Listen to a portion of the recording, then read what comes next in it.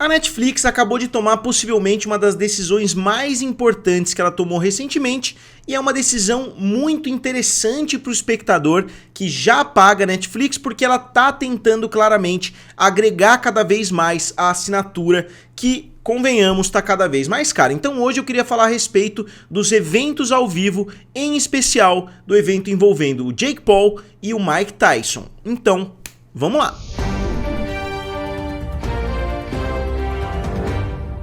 Então pessoal, eu sou o Felipe aqui do canal Guerra dos Streamings, também lá do canal Triplo F.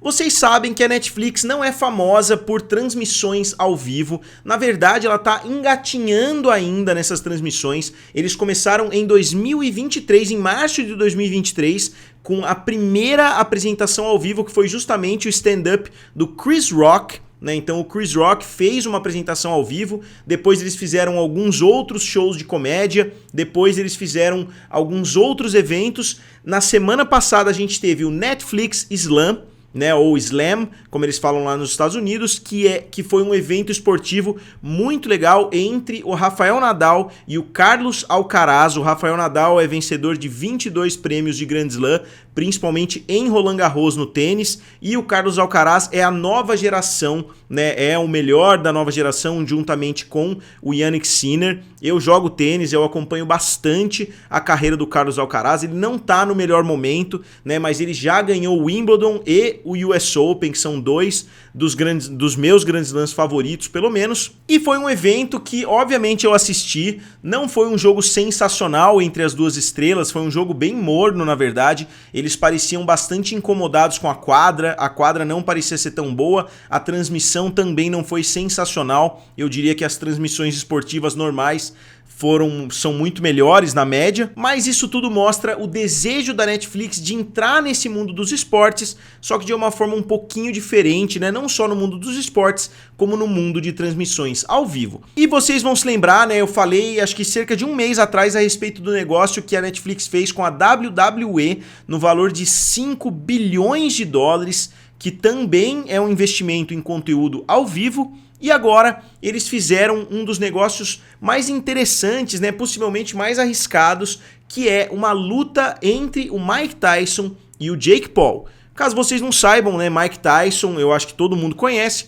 é um pugilista historicamente famoso, um dos melhores de todos os tempos, o melhor de todos os tempos, na minha opinião, extremamente violento, um cara que eu acho que conseguiria nocautear qualquer pessoa da história da humanidade, porque ele era realmente muito forte no seu auge. Ele chegou a ter um recorde de 37-0, então ele venceu 37, ele não tinha perdido nenhuma, aí ele começou a perder algumas, o recorde dele não parece tão bom se a gente comparar com Floyd Mayweather, se a gente comparar com outros grandes pugilistas, mas eu acho que o Mike Tyson teve o maior auge dentro da modalidade. E o Jake Paul, para quem não conhece, é um cara que eu acompanho de perto, na verdade, já fazem cerca de 6 anos antes dele virar um boxista, porque eu sempre acompanho muito o YouTube, Obviamente, eu entrei aqui na plataforma, entre outros motivos, porque eu sempre acompanhei muito essa cultura, do YouTube.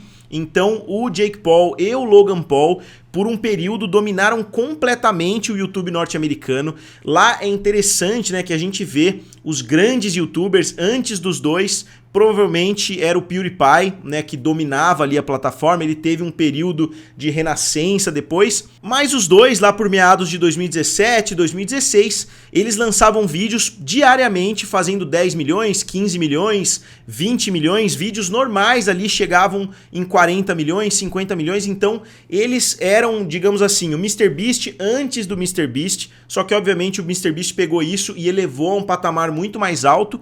Só que nesse mesmo período, o próprio MrBeast estava surgindo, Obviamente o MrBeast, para quem não conhece também, é o maior youtuber atualmente, O MrBeast estava surgindo e o MrBeast mesmo fazia vídeos a respeito do Logan Paul e do Jake Paul, Ele tem um vídeo muito famoso que foi o primeiro vídeo que explodiu do MrBeast, foi falando 100 mil vezes o nome do Logan Paul. E em 2020, depois de ser desafiado pelo KSI, né, que é um youtuber gigantesco lá da Inglaterra, ele faz parte do Sidemen, que é um grupo de youtubers, né, que fazem vídeos interessantes também. Ele foi desafiado, só que ele não lutou contra o KSI, quem acabou lutando contra o KSI foi o Logan Paul, e o Logan Paul inclusive hoje é parceiro de negócios, né, do KSI, porque eles têm a bebida Prime, que eles lançaram conjuntamente.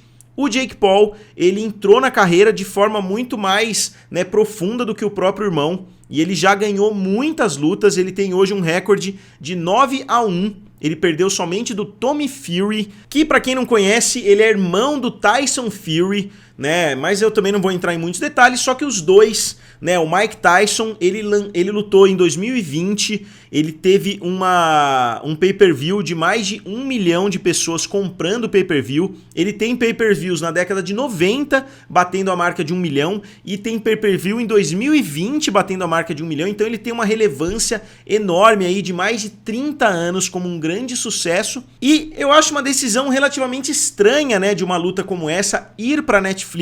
E por que eu digo isso? Porque ao contrário, né, de um jogo de tênis, um jogo de exibição de tênis, é muito difícil você cobrar pay-per-view em cima de um jogo de tênis, então não faria sentido, né, você cobrar. Então é natural que um evento como esse vá para Netflix. Só que uma luta, já existem formas muito boas, né, de você monetizar uma luta, de você pegar uma luta e transformar, né, em um evento que vai gerar muito dinheiro. Agora, se você jogar na Netflix, eu não vejo como uma forma muito boa, pelo menos da Netflix, ganhar muito dinheiro. Obviamente, muitas pessoas vão assistir, justamente porque tá na Netflix. Só que primeiro, você não vai estar cobrando pay-per-view, obviamente a Netflix não vai botar uma parede ali para você ultrapassar, que você tem que pagar, como acontece na maioria das grandes lutas. E segundo, eu acho que muitas pessoas vão avançar, né? Muitas pessoas não vão assistir ao vivo e vão avançar para ver somente o momento da luta. Então uma coisa que favorece muito o evento do boxe, a geração de dinheiro em cima do boxe, é que você tem que assistir a luta inteira. Se você quiser assistir ao vivo, pelo menos, você tem que assistir a luta inteira. Você assiste muita propaganda nesse meio do caminho. Então a Netflix, eu não sei se eles vão colocar muito marketing ou se vai ser, né, se eles vão colocar aquele bando de propagandas. Eu acredito que sim, né, vai ser um evento transmitido ao vivo, mas eu acho que vai funcionar como uma luta normal, justamente porque vai ser no AT&T Stadium, né, que é um estádio gigantesco de futebol americano lá nos Estados Unidos. Então vai ser uma luta realmente gigante, uma luta maior do que os eventos do UFC, vai gerar muito dinheiro. Algum tempo atrás tinham feito uma análise que uma luta entre o Jake Paul e o Mike Tyson poderia gerar cerca de 300 milhões de dólares, né? Só que aí eles estão considerando pay-per-view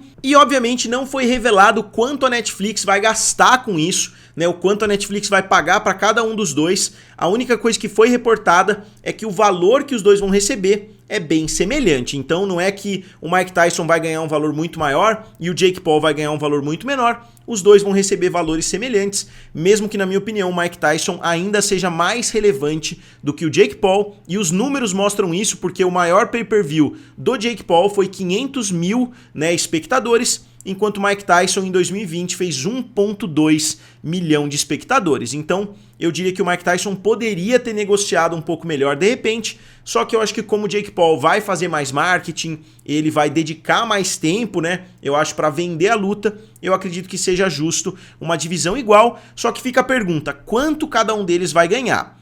Eu acredito que cada um deles vai ganhar pelo menos uns 10 milhões de dólares por essa luta. E por que eu falo isso? 10 milhões de dólares seria uma estimativa relativamente baixa. Porque a Netflix, ela é notória por fazer grandes acordos, por pagar muito bem pessoas para trazer um evento para dentro da plataforma. Só para vocês terem uma ideia, a Netflix pagou 40 milhões de dólares pro Chris Rock fazer 2 especiais de stand-up e pagou 60 milhões de dólares pro Dave Chappelle fazer 3 especiais de stand-up. Então, pro Dave Chappelle ir lá e falar por cerca de 1 hora, fazer algumas piadas boas, algumas piadas medianas, né? Eu particularmente não gostei tanto assim do último especial do Dave Chappelle, eu gostei dos 2 anteriores, né? Eu não gostei tanto do especial do Chris Rock, eu acho que ele perdeu um pouco a graça nos últimos anos. Eu gostava muito, né, dos especiais do Chris Rock uns 10, 15 anos atrás, mas eles pagaram em média 20 milhões pro cara basicamente chegar lá e ficar falando em um microfone. Agora a gente está vendo um evento que vai envolver cerca de 80 mil pessoas assistindo, que vai envolver milhões de espectadores assistindo em casa, ao vivo, né? Então eu acho que tem um engajamento muito maior nas redes sociais, por exemplo,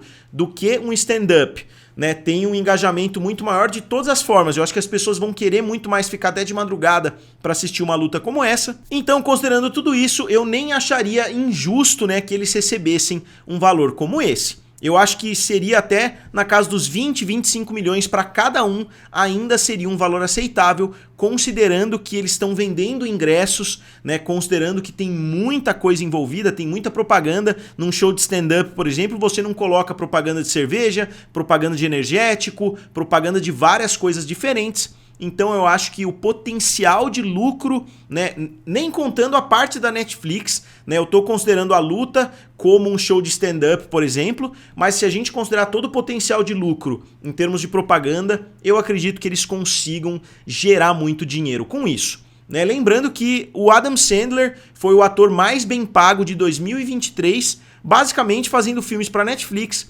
Ele ganha 50 milhões aí praticamente por cada filme da Netflix que ele faz, então eu acho que o potencial é realmente muito grande. E o que eu acho a respeito disso? Eu acho uma estratégia interessante da Netflix. Eles estão basicamente entrando pela porta dos fundos nesse mundo dos esportes. Eles não estão comprando os direitos de uma liga, eles não estão comprando os direitos da NBA, os direitos da NFL, os direitos de futebol e assim por diante, como os outros serviços estão fazendo, mas ele está atraindo a parte dramática, né? Isso o próprio Greg Peters, se eu não me engano, falou a respeito disso, que eles não estão tentando trazer as ligas para dentro da Netflix, mas eles estão tentando se aproveitar dessa parte mais dramática do esporte, né? Então eles fazem muitos documentários sobre eventos esportivos, né? Tem direto chegando na Netflix documentários interessantíssimos. Eles estão fazendo também esses eventos soltos, que eu acho que eles vão começar a fazer cada vez com mais frequência. Eles acabaram de terminar o Netflix Slam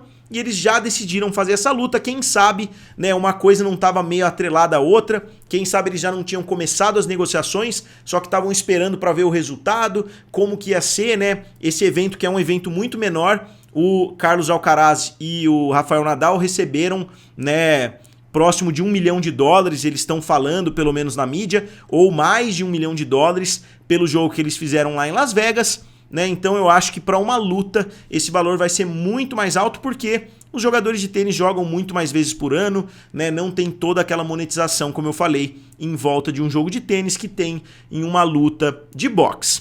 Então, na minha opinião, vai ser um evento bastante interessante. Eu acho que a luta vai ser boa, né? O Jake Paul já começou a fazer o marketing aí da luta.